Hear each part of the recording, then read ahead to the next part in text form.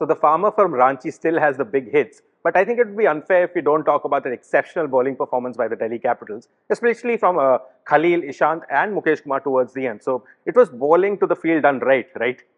Oh, absolutely. I think that it was a very important win for Delhi Capitals, and to come against, to win a match against the what were then the front runners in the league table, CSK, was a big achievement, because I think it now kind of opens up the league far more. If CSK had won this match also three on the trot, then Delhi Capitals, having lost two earlier, would have been in the dumps.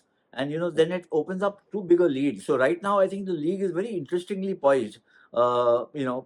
Teams have been winning and losing. Of course, Mumbai have to come back into the winning scheme of things this evening when they play Rajasthan Royals. But otherwise, it seems to be just hotting up IPL 2024.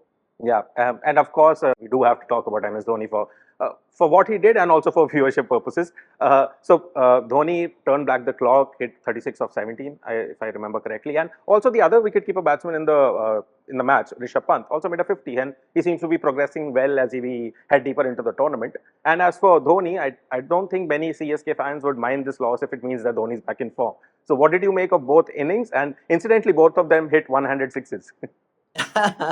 Yeah, I mean, Rishabh Pant was thought of as the logical successor to Dhoni. So for them to make runs in the same match, of course, Rishabh's innings was more important for several reasons. More runs scored, it helped his team win, and perhaps most significantly, it signaled a kind of return to big time cricket in many ways after a long injury layoff.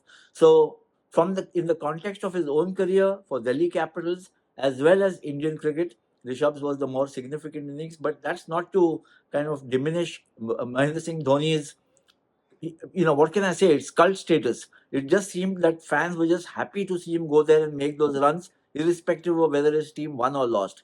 Now, that's the kind of mania that Dhoni commands, and I mean, good luck to him. But I think Dhoni's performances in this year's tournament have to be seen in the context of not the number of sixes he makes or the runs he scores. Remember, he's given up the captaincy, and then despite that, he's still the central figure in CSK's scheme of things. So, what role he plays there? How does he mentor Ruturaj Gaikwad? What is his contribution towards taking his team along? There are some youngsters there also who would need the Dhoni touch, if I might put it that way. So, all in all, I think it was a very good match for Delhi Capitals, very good for the league, not so good for CSK, apart, of course, from the fact that Dhoni getting amongst the runs is a step ahead, though they lost the match. Yeah. Now I want to talk about two bowlers from the past few matches, which is one of them being a veteran who some thought had a fluke season last year with the Gujarat Titans getting 27 wickets, and the other tearaway quick who's being compared with Umran Malik all of a sudden. So what do you think about this Mohit Sharma version 2.0 and the Mayank Yadav, who almost clocked 156? Yeah. So Anirudh, it shows the extremes that are possible in a league like this in T20 cricket.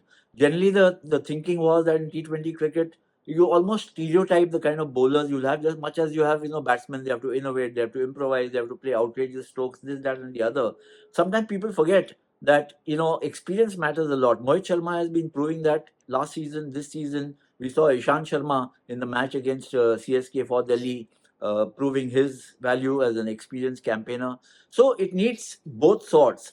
Of course, Mayank Yadav coming and bowling repeatedly, consistently at 150 plus, kind of is an exhilarating sight. So you want to see more of that in a sense, because he's a youngster, he's an exciting young talent, much as Imran Malik did over the previous two seasons. So if you've got, and it also shows you the potential that there is. But don't discount guys like Ishant, who I think, and Mohit Sharma. Mohit, I think, has been in many ways a pillar of strength for Gujarat Titans in the bowling attack, especially with Mohammad Shami not there. I think he's going to play a very big role. But just to come back to what I was saying, I think there's a whole spectrum of talent and the roles that they can perform that exists even in T20. Though the format is the briefest, is very short, and you might wonder sometimes that how can so many options exist within the same 20 overs, but it does.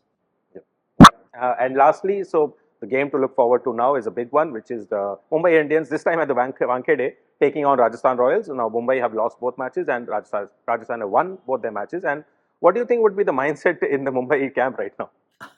Yeah, I mean that's the big question. More than Mumbai Indians, the team Yes. itself, I would think it's Hardik Pandya who's become such a crucial factor now. I mean, he came in, he's a veteran, he's a Mumbai Indians veteran. He's coming back home in that sense, but he's not had a great start. He's the captain. He's come under a lot of, big bats he's got from fans of Mumbai Indians. Uh, and I think that's largely because also Mumbai Indians has lost both matches. Sentimental sentiments for Rohit Sharma, of course, are very strong, as we know. But I think that Mumbai Indians, individually for Hardik, collectively for all of them, they need to kind of regroup and come back, get their mojo back. I think that's what's been missing.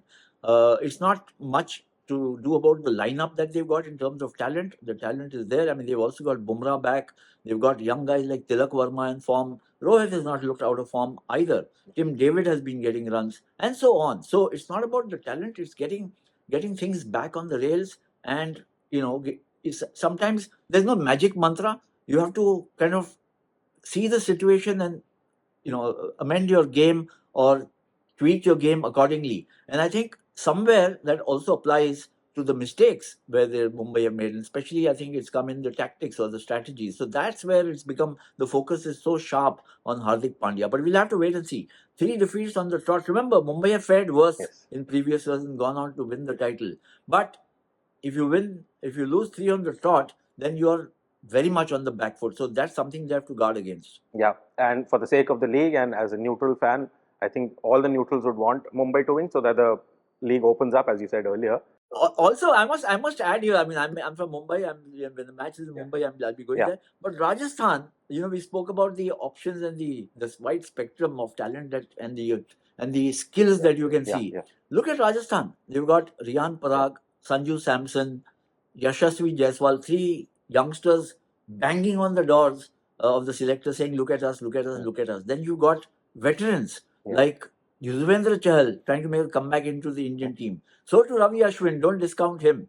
And then there's Trent Bolt. So they seem to have this kind of, young blood, young guns, as well as seasoned veterans, all of whom are match winners. So Mumbai is going to have a task ahead. Mumbai have a task ahead of them this evening. Yeah, Mumbai have themselves a task ahead, and they've done it before also, and all their fans would be praying that they do it again. So, yeah, that's it for this episode of Sports Room. We'll see you next time. Thanks, Anirudh. Thanks. Bye.